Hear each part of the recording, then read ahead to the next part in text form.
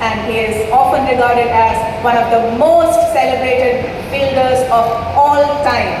And he also has the rare laurel of winning a Man of the Match title for his fielding prowess.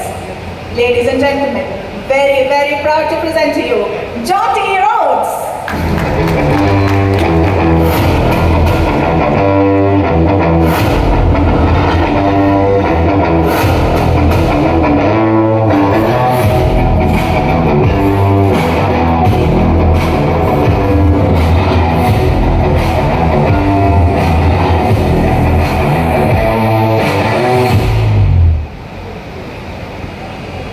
Put your hands together for Jonty Rhodes.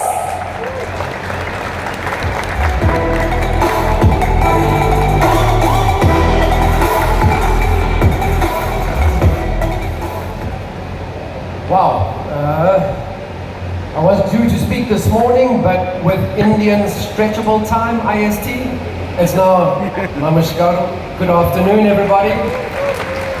And I know this is a startup huddle. It's a great term. It's obviously cricket related. We always have a team huddle before we go on. There is this other thing taking place this weekend as well, called the ICC Cricket World Cup final, correct? Just in case, I kept getting asked, who do I think is going to win? Just so that there is no doubt, let me just reveal my blue outfit. So completely blue. All right, so at least you know where my loyalties lie. Good catch. And, you know, it's obviously very easy for a South African who now, the team is no longer in the competition, to say, of course I'm supporting India. I mean, I'm wanting India to win, but that's a very genuine statement. Because a bit like here in Kerala, here at the huddle, where we talk about growing business locally, the PM in his wisdom has for a long time advocated make in India. Well, I'm a father of 2 children that were made in India. So the interesting thing though is that India was born in 2015 during the IPL, when I was working with Mumbai Indians, another blue team. And then Nathan was born in 2017 at the IPL. My last season with Mumbai Indians. And 2 things. Firstly, when people ask me about my family, and now we are actually we're living in Goa, and for the next few months we'll be living there. And people say, well, your family, children are born in India? Do they have Indian residency or anything like that? And I said, no, when our children were born, I think there were already 1.2 billion people living in India. And they said, take your children and go. We don't need your 2, we have enough. So from that point of view, we love India as a family. My wife and I, she's an architect and a yoga teacher, and we love spending time in this incredible country. And I think what's always been important for me is that, yes, cricket is certainly a part of the lifeblood of India. And there is more than just a passion for the game. And yes, there are cricket gods in India. But from my perspective, as somebody who visits India and is now living in India, I still think that startups and the entrepreneurial spirit that exists throughout India is the real lifeblood of this country. Because I'm always amazed by the amount of people that are finding solutions locally for local problems. And that's a lot of what startups are about. So why would you have a cricket player talking to you about startups? Let's just go back to my journey as a cricket player. And I was a batter, not a very good one, a very average batter. But at the start of my career, I literally at the World Cup in 1992, and that's the only issue I had with speaking at a startup convention like the Huddle, is that a lot of the people out there were probably maybe very young in 1992, if they were even born. So, where do people know the Jonty Rhodes from? Yes, it's kind of legend, or thank goodness for the internet. You can still see images and highlights of what I used to do in the field. So my career was literally launched in 1992 when at the World Cup, which was hosted by Australia, I was playing against Pakistan, or South Africa was playing against Pakistan, and I had a run out of Inzamam ul Haq. Now you might say, well, running out Inzamam ul Haq is not very special because it happened all the time. It was at the start of his career, so we didn't know then that Inzamam was going to be a run-out specialist. Slightly different to the run-out specialist that I was, because in our team talks, whenever we discuss playing against Pakistan, we always say, okay, when Inzamam gives us the first run-out opportunity, don't run him out, run the other guy, because Inzi will give us another chance later on, for another run-out. So he really was a run-out specialist. But my career was launched thanks to Inzamam. His slightly slow turn in the wicket. I wasn't very good from an accuracy point of view with throwing the ball at the stumps. So I decided to run as quickly as possible, backing my strengths, which is an important part from a business point of view, not just about cricket. Playing to your strengths is something that I can really advocate about, and use my speed and get to the wicket before Inzamam got back safely. And I could see that he was getting closer and closer. In fact, he was returning faster than I anticipated. So the best way for me to cover those last 2 meters across the ground was literally to launch myself at the stumps. And a photographer took a great picture. And that picture, that image of me flying through the air, was basically then broadcast and spread around the world on the front page of newspapers, because usually the sport it's in the back page of most newspapers. But suddenly fielding, people became aware of fielding. So let's go back to my journey from a startup point of view, because fielding was already done in cricket. It wasn't very important. Batting and bowling was certainly where people would focus their attention, and we had a few all-rounders who would either bat and bowl or bowl and bat, depending on where their initial true strength lay. But for me as a fielder, I have a marketing degree, I went to university, and it really wasn't a case of me spotting a gap in the market and saying, wow, if I'm a good fielder, then people will notice me. I was a good fielder as a young boy. At school, I was already recognized as somebody who was doing things differently in the field. And from that perspective, my fielding, I've seen changes throughout the game in cricket. And fielding was certainly something that I saw a change. I've seen the change happen. But the interesting thing was, and at the start of my career, fielding literally was the ball coming, putting a foot out, and there was a fielding effort, or standing and asking the ball boy to please throw the ball back, because people didn't want to field when I was around. And the fascinating thing was that in an environment where I became a leader, it's easy to be the #1 fielder in the world when the market only has 1 fielder in the world. I mean, there was nobody else who was interested in fielding. So yes, people said, oh, you're the best fielder in the world. But I was the only fielder in the world. Anyway, I'll take that credit for what it was. But the important thing there with regards to the fielding was that there were a couple of elements that made me really good in my position. And from a startup position, possibly they might help you. The first one was preparation. I mean, I was renowned for getting in test cricket. You play in white clothing. By the end of day 1, in fact by lunchtime on day 1, my outfield was already brown on the knees and on the elbows from sliding around on the legs. So I was a grubby fielder. I was always in the thick of things, always in the action. I wanted the ball to come to me. So I didn't just stand at backward point. Backward point was my home ground, my piece of turf that I was dominant in. But if the conditions changed and the spinners were on, either left arm spinner or Pat Simcox, the off spinner, I then shifted my position to be where the action is. And I think that's quite important, because when you're starting something or when you're in a business, you can't just say this is what we're doing. I don't know if there's a terminology in startup, but for me, I was I was a hustler. I wanted every ball to come to me. And if it wasn't coming to me, I was going to go find it and going to go fetch it over there. I wasn't just waiting for opportunity to come my way.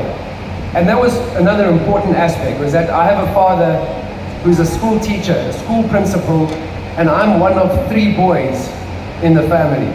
So we were a sporting family, because as a school teacher and a school principal, he also was a sports teacher, because a lot of our sport at school in South Africa took place during the day. Straight after school, it was taken care of, this different sporting codes. And my father coached the 9-year-old children at the school, because I have a younger brother and older brother, and we were all very keen on our sport. And my father didn't want parents to point fingers and say, your sons are playing in the A team or the first team just because you are the school principal. So he was coaching the 8-year-old, 9-year-old, the first year students of our school. And he would often call me down to watch him practice with these young boys. And he said, Jonty, throughout your career, you'll see these boys here. It's summer, cricket is played in the summer.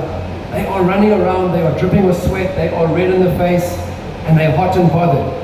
He says, but they have actually achieved very little. But just remember that it's not about practice making perfect. He said, nay, that's only half the story. He said, it's perfect practice that makes perfect. It's perfect practice. So for me now as a fielding coach during the IPL, which is the hottest time of the year in India, our practices are 2.5, maybe 3 hours long. And you've got players who are batting and bowling in this extreme heat, who now have to come work on their fielding with me, who's very energetic, and I'm hitting balls and catching, working on their fielding. 5-7 minutes, do the thing perfectly, and then move on. Because cricket is a game of habit. And when we get tired, the brain is very smart. It will always take the shortcut. It always finds a way to do things slightly easier. And that for me was so important. My father's advice was that it's not practice that's make perfect, it's perfect practice. And why is that important? Because often in a business environment, we're looking for opportunity to come our way. We're looking for that investor, we're looking for something that's going to make a difference in our business. But too often we're sitting back waiting for opportunity, and that opportunity has passed us by already. Because it's every single day. A part of my cricketing culture became the way that I practiced, not the way that I played the game. If I could put myself under the same intensity at practice, and even if, as I said, 5 or 7 minutes, then I've had a good day at the office. It wasn't about, okay, the lights are on, I've stepped over the boundary line, now I've brought my A game. Okay, it was about that perfect practice that makes perfect. It allowed me to take opportunities that other players were still thinking about. I was looking already for the opportunities before the ball would hit. Okay, so it's such an important part of my upbringing, was that perfect practice makes perfect. Another thing, innovation.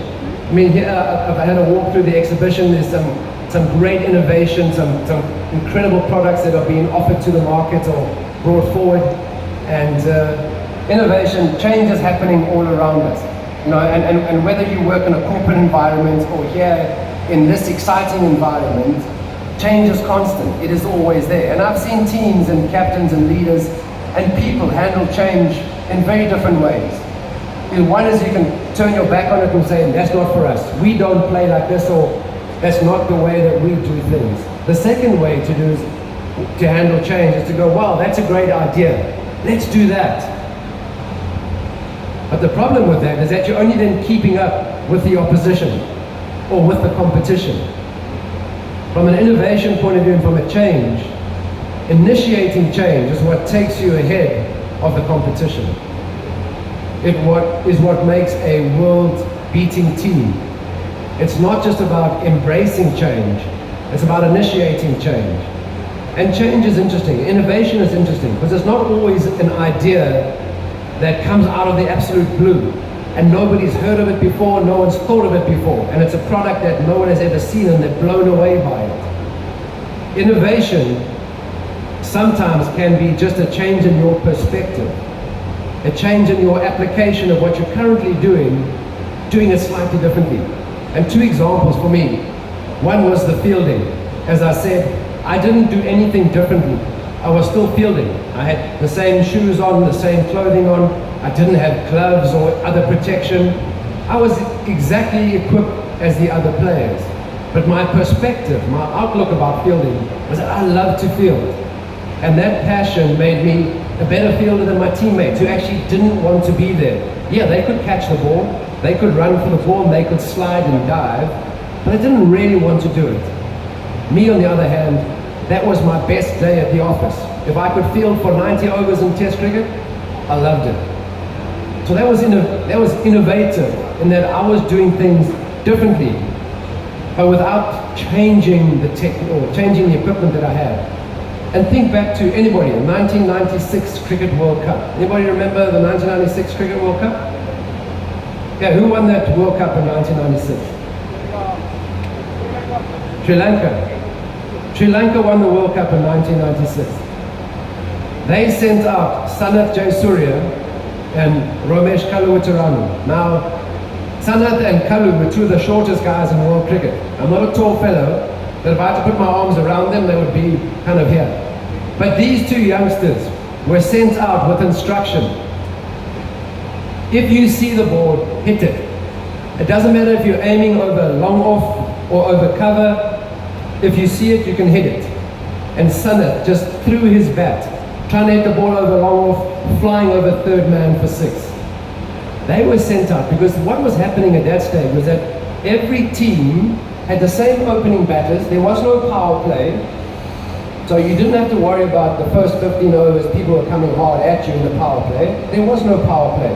So standard operating procedure was your opening batters for ODI 50 over cricket were the same as Test cricket. Not very exciting. It was lay a solid platform and a foundation. So lay a foundation, and then in the middle overs we'll get guys like Jonty Rhodes, who's got good speed between the wickets, and play lower risk cricket.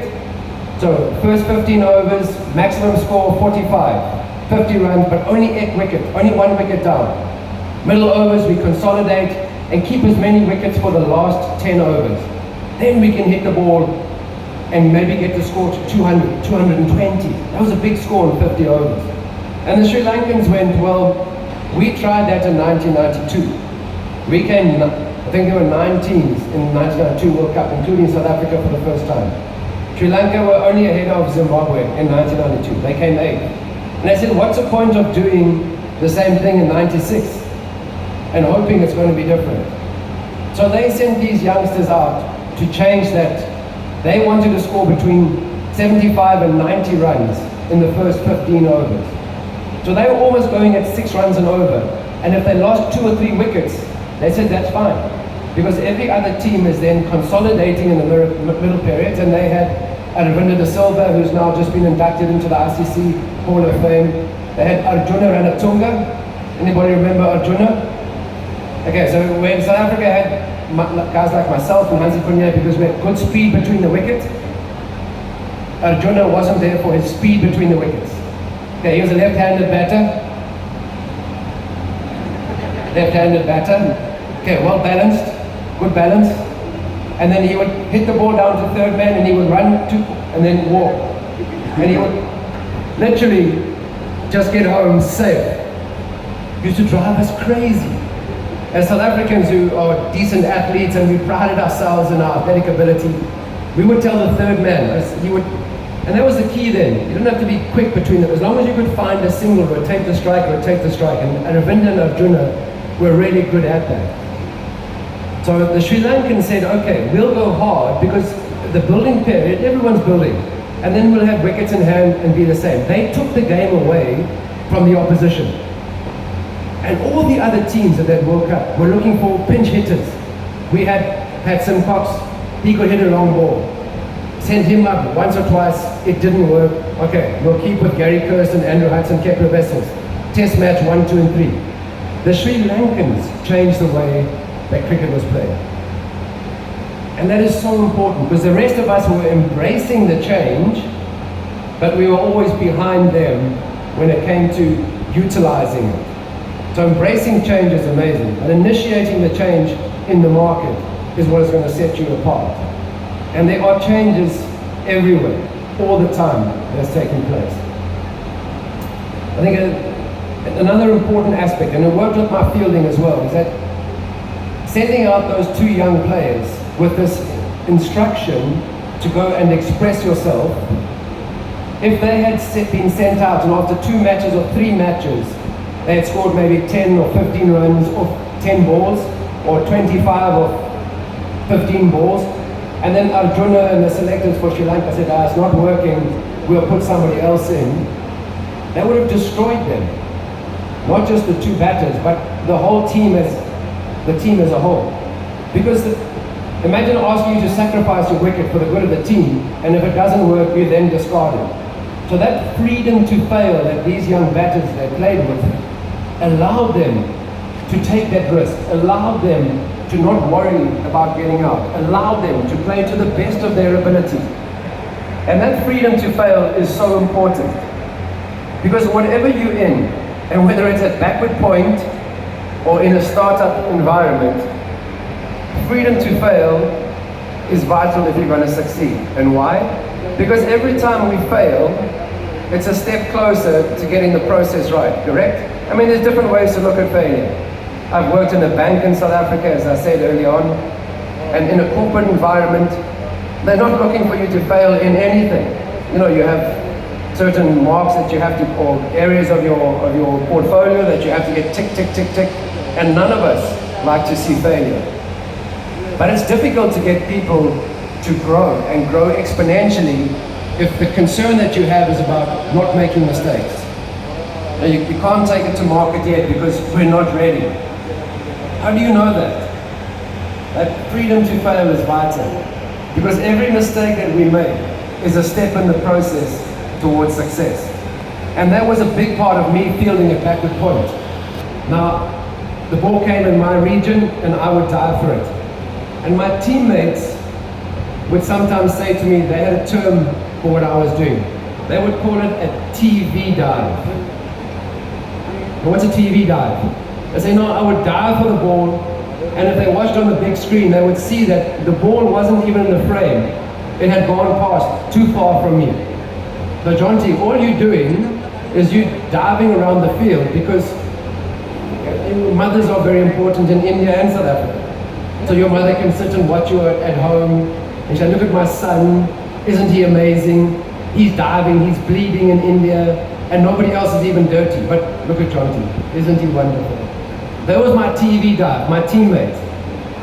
So they would even, they had a name for me, a nickname, the Indian Rubber Man. Because the ground in India now, since the World Cup that was first hosted in 2011, the facilities, the infrastructure around cricket are superb, world class. But in the early 90s and late 90s, it was quite tough to tour India on the outfield and on the spinning surface for a South African. So when you dived around, the Indian Rubber Band was, when I caught the ball from a diving position, I would bounce up, get ready to throw.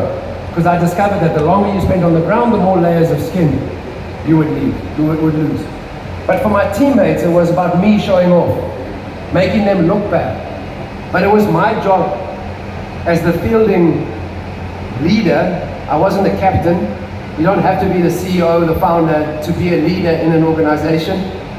You can still be somebody influencing the outcome, making important decisions and taking on a very serious role just by what you're doing and doing it with passion. But my job in the South African team then, Hansie Cronje, the captain, said, please Jonty, if you find a way to make things better in the fielding, you go speak to the player. You work on it. Now, I'm the captain of the team, but I'm busy thinking of other things. You are the best fielder in South Africa right now in this team. You fix that. That's your area. And I think maybe also something that's important for a startup environment.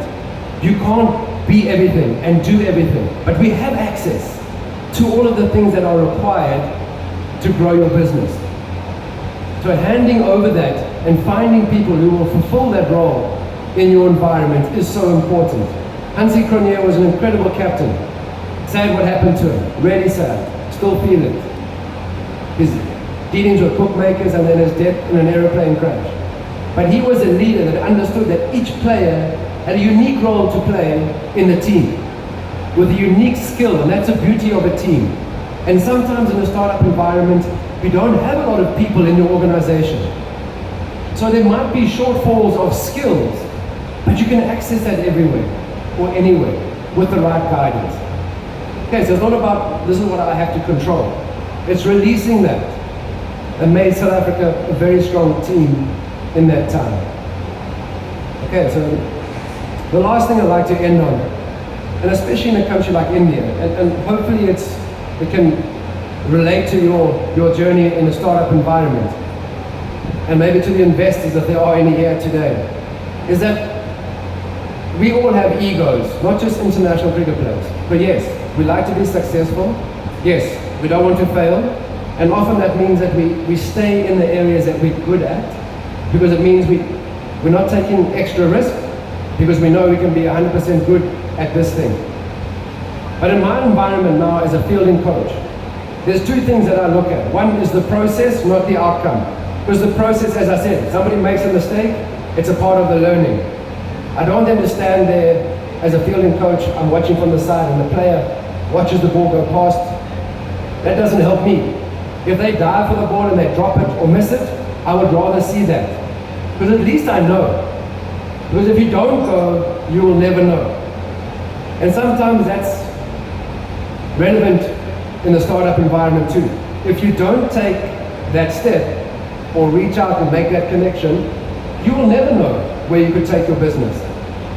Okay, every mistake we make is a step in completing that process. But it requires honesty too. In a team, honesty is important. Not just honesty between players, but honesty to yourself. Because the perfect practice I spoke about earlier, I'm looking at a teammate in a team. I look at their process. And the process isn't just a technique if something happened in the field, is what was the process the day before, and the day before, and the day before? What was their practice like? That's a part of the process. So the players themselves, sure, we want to achieve the results, we want to be successful in taking the catch or scoring the runs, but we have to be honest with the process, because we know the outcome is not guaranteed. That's the one thing I look at as a coach. Process, not the outcome. And the last thing that I look at is ek run, one run. In a T20 match, this last IPL in 2023, 10 matches were decided on the last ball. And it wasn't just Rinku Singh with his 5 sixes. There were 10 matches, including the final, that were won on the last ball of the game. 10 games. All I ask my players in the IPL game, can you save me ek run, one run? So if the ball is heading for the boundary and you're running around and you slide and knock it back and they run 3, that ek run, that's a win. For us, that one run is a win. If you're batting and you drop, steal a single, steal that one run. And why is it relevant? You know, we've had so many matches where one run has made the difference. If you're the bowler in that last over and you have 11 more runs to play with, so much less stress, so much less pressure. So the fielders that save one run are doing an incredible job for the team and for their teammates. And we've had games, South Africa versus Australia, semi-final of the World Cup, 1999. We tied the game with Australia. Tied it, 2-1-3, 2-1-3. We didn't lose. No super over then. They had a superior net run rate. They went through to the final, they thrashed Pakistan. Not that we would have won the World Cup, but we would have been in our first World Cup final in 1990. One more run. Then South Africa played in a game against Australia in South Africa, bilateral series in Johannesburg. 434 Australia scored. Series 2-all, deciding match. Everybody says, oh, South Africa, we were winning 2-0, we're now choking. Herschel Gibbs scores 175. Graham Smith, 90. It came down to the last over. We still needed 6 runs to win. Mark Boucher batting, but non-strikers end on 44 not out. Andrew Hall facing Brett Lee, hits the first ball for a boundary. Now we need 2 runs to win. We are 8 wickets down. Last over, Next ball, he tries the same. Ricky Ponting brought all the fielders in. Andrew Hall hit the ball to a fielder, lost his wicket, and in walked Mackay and Tini. Now Mackay and Tini was a great bowler, but could not bat. So you never said number 11 batsman, Mackay and Tini. You never mentioned Mackay and Tini and batter in the same sentence. It just didn't make sense for us. He really was not that good, but luckily he was scared of Brett Lee, who was bowling at 145. So Mackay backed away. He sliced the ball to third man, who was still fielding there. His one run brought Mark Boucher on strike, and Boucher hit the winning runs. 434, South Africa scored 438. So South Africa won that series, not just because of Herschel Gibbs, 175, Graham Smith, 90 runs. Without Mackay and Tini's one run, it would have been a great game of cricket, but South Africa would have lost the match and the series. A fantastic game, but the wrong result. And too often we sit here and go, well, what's the importance of the smaller things? We all want to do the sexy stuff. I mean, winning a World Cup, preferably with a helicopter shot. I didn't do that right, but something like that is what we all want to do. Or the last over, bowled 2 toe-crushing Yorkers and we knocked the stumps over. We want to do the sexy stuff. But sometimes it's the small things that not many people are noticing that actually makes the difference. And that can be your startup too. That can be your business. It doesn't have to be the mind-blowing, knock people out the water. It can be small things that make a difference in the community, that make a difference in homes across India, in this community and all across India too. Okay, so I think from a point of view where, yes, we like to be in the spotlight or in the headlights, and we like to be capturing the headlines. That one run, those small things that a lot of people don't recognize or even notice, there's area of great growth. And I think there's opportunities that a lot of people kind of turn their back on because it's not an attention or headline grabbing activity. So if you're in a business and it's a smaller business, carry on. Don't be afraid to be in an environment that's not headline grabbing. There are investors who are looking for small, impactful businesses that make a difference in your community. And like I said, one run is often the difference between an impossible target of 434, winning or losing the game. That egg run is vital if the team is going to succeed. So find that one run where you can make a difference in your community through your business or through your own actions. All right, I see my time at the huddle is up. There is a clock in front of me. So hopefully the stories of my cricket journey, especially around the fielding, is around innovation, about freedom to fail, perfect practice, will be relevant in your business too. So thank you very much for your time, and tomorrow, Yo India.